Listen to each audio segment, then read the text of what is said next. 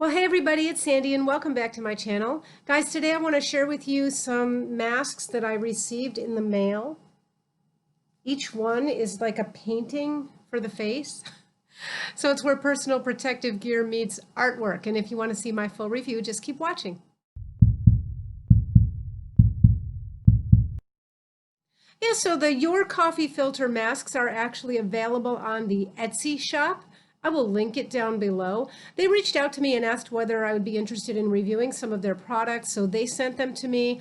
At first, I really wasn't. I told them I didn't think that the products met criteria. If you look at the description on the Etsy page, it says that the middle fabric is woven, and I'm not really interested in a woven fabric on the middle layer, although there's no problem with that in terms of meeting the recommendations of the CDC.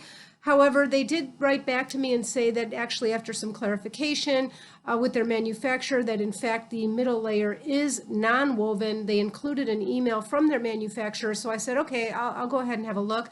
But guys, we're going to look inside and see what we've got in here because last I looked, it still hadn't been changed on the description on the Etsy page. So we'll take a look and we're going to test these masks besides just have me try them on and give you my thoughts about them. Yeah, so the YourCoughyFilter masks retail for $12.75 on the Etsy shop. All shipping is free, and they come each one packed in this cellophane packet. It says Comfy Mask there, Comfy Max face mask, and I'm going to talk about that in just a second.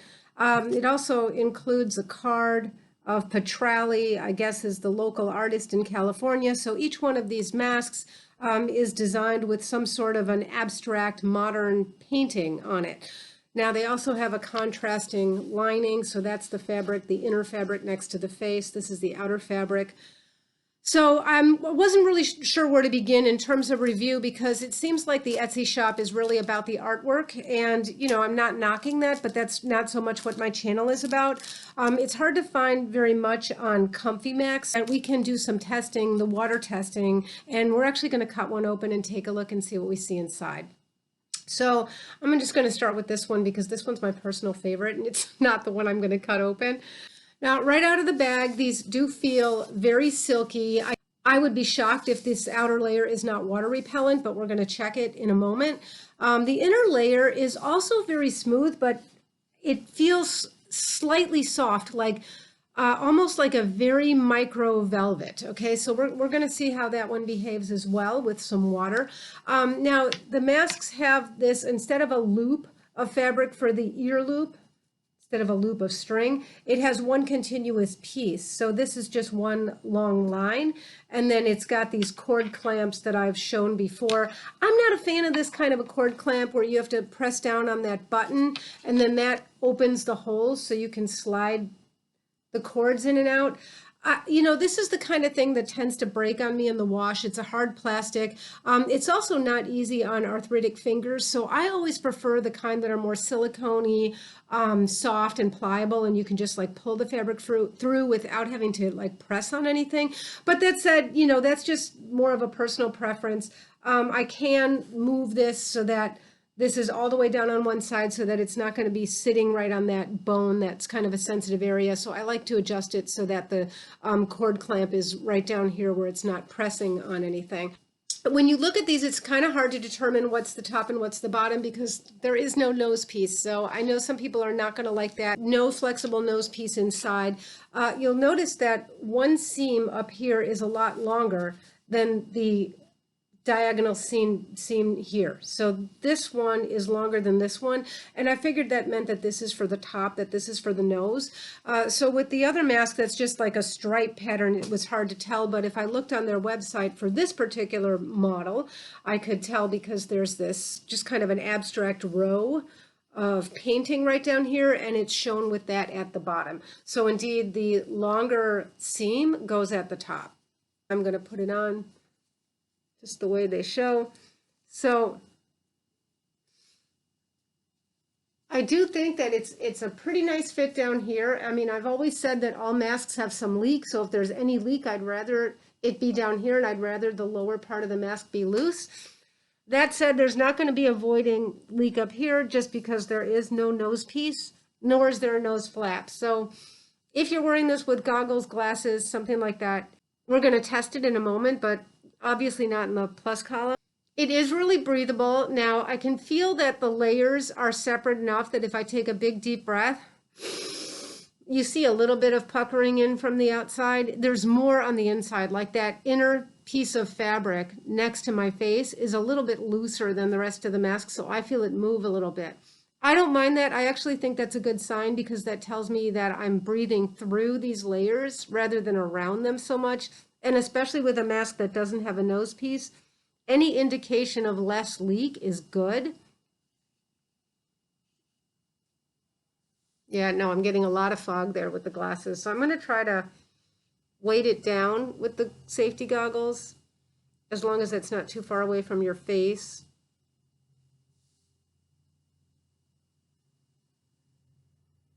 Yeah, I'm getting a fair amount of fogging over here. And I just think, guys, this is mostly because this doesn't have a flexible nose piece that you can conform to the shape of your face.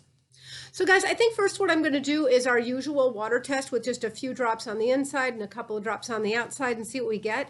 And then I'm going to off camera slice open one of these masks. I hate to do that to these beautiful masks, but I think we need to reconcile the issue of the middle layer of fabric. Not that I'm going to know exactly what it is just from looking at it, but if I can get a chance to examine it, at least we can tell whether it's relatively hydrophobic, hydrophilic, and non-woven versus a woven fabric. So first of all,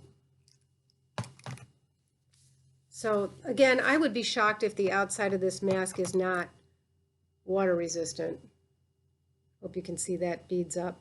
Yeah, it rolls off. Beads up, rolls off. There you go. And as for the inside, this is always my challenge, right, guys? Let's see if I can get a drop on there in a way that it'll stay and still show you. I hope you could see that because it does sink in.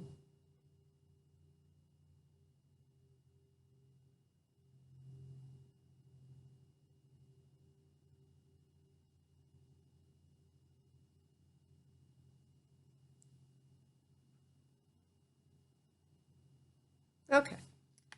Okay, so off camera, what I did is I sliced this apart so that I can get a look inside at this middle layer. That's what we're looking for, that white layer you can see. Of course, since it's white, it's going to be a little bit difficult. So I think what I'm going to do is slice a little bit of the inner fabric just so I can access this middle one better. Okay, and it does appear to be some kind of non-woven. I'm going to try to give you a close-up of that. You know, it's got a real smooth feel to it, like a non-woven fabric. Now, if this mask is 100% polyester, just like it says on its description, then this would not be polypropylene. It would most likely be polyethylene, which is also a non-woven. It has some advantages, some disadvantages over polypropylene. I believe polyethylene would be more expensive. Polyethylene is usually, if you're comparing apples to apples, a little more water resistant, and it's more heat resistant. So in environments where heat is an issue, very often non-wovens, the polyethylene is an advantage over polypropylene. So I'm just going to try to get a sense. Now, it should be, you know, not completely waterproof necessarily, but somewhat hydrophobic. So I should get at least some. Oh, I don't get any beading. Oh my goodness. I wonder if you guys saw that. Yeah, that's gone right through, and my fingers are wet and can feel that on the other side. So perhaps it is a non-woven that has a very low density, but it just, you know, hydrophilic, hydrophobic is kind of a continuum, but this looks like very, very hydrophilic to me. It really doesn't look like it's got any hydrophobic quality to it, given how easily that bleeds through. Now, That said, we still looked at the mask as a whole and found the outside to be water resistant. So I want to take the mask that's still intact and just do the whole water test on it, like I did in a video a while back on several masks, so we can see how it all works as one big mask and not individual layers.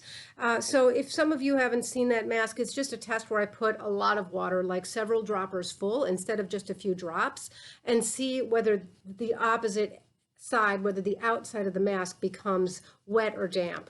Okay, because we know that this is hydrophobic enough that we had some beading up when we just put some drops on the outside, and we know the inside is moisture wicking.